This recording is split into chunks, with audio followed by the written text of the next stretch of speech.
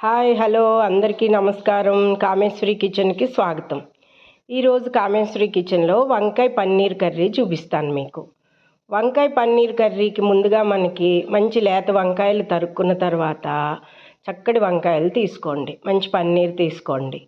మీరు రెండు కూడా సమానంగా ఉండక్కర్లేదు.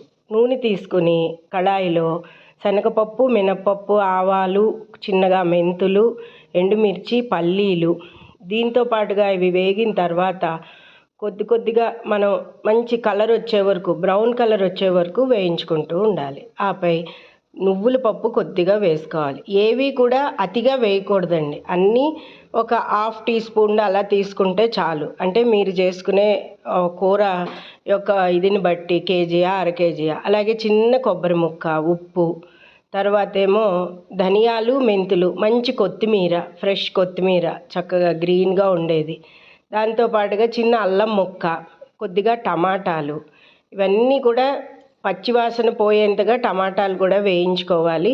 కొబ్బరి ముక్కలు కూడా ఓ మాట వేయించుకుంటేనే బాగుంటుంది. చక్కగా ఇవన్నీ వేయించేసి మంచి మిక్సీ పట్టేసుకుని శుభ్రంగాను చక్కటి గ్రేవీ తయారు చేసుకోండి. దాంట్లో కొద్దిగా ఒక స్పూనుడు చింతపండు రసం, ఒక స్పూనుడు పెరుగు, రెండు కూడా కలిపి మీరు ఒకసారి మిక్సీ పట్టేసుకోండి. మిక్సీ పట్టేసుకున్న తర్వాత ఇదంతా కలిపి మిక్సీ పట్టేసి దీంట్లో ఎంత కన్సిస్టెన్స్ కావాలో అంత నీళ్లు పోసుకోండి. తర్వాత మంచి ఇత్తడి గిన్నె అయితే నేను ఎక్కువ అదే వాడతాను. వంకాయ కూరకి ఇత్తడి గిన్నె చాలా బాగుంటుంది.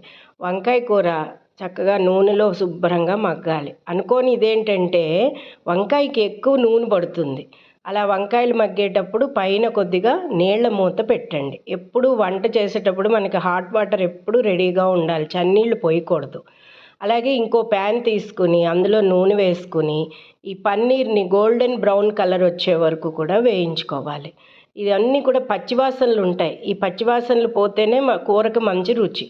తయారు చేసుకున్న ఈ మసాలా ముద్దను అంతటినీ కూడా వంకాయలో వేసి ఉడకబెట్టుకోవాలి. మీకు ఎంత కన్సిస్టెన్సీ కావాలో అంత నీళ్లు పోసుకుంటూ ఉండండి, హాట్ వాటర్. పైన ఈ పన్నీరు వేసేసుకోవాలి. అయితే పన్నీర్లోకి ఈ గ్రేవీ అంతా దూరేటట్టుగా, శుభ్రంగా ములిగేటట్టుగా పన్నీర్ విరిపితే ఏమాత్రం గ్రేవీ వైట్గా ఉండకూడదు, గ్రేవీగా కనబడాలి. చివరిని దాల్చిన చెక్క, సోంపు, లవంగం, 3 యాలకులు, 4 కలిపి కొట్టిన పొడిని ఒక అర స్పూన్ తగిలిచ్చారనుకోండి, ఆహా అద్భుతంగా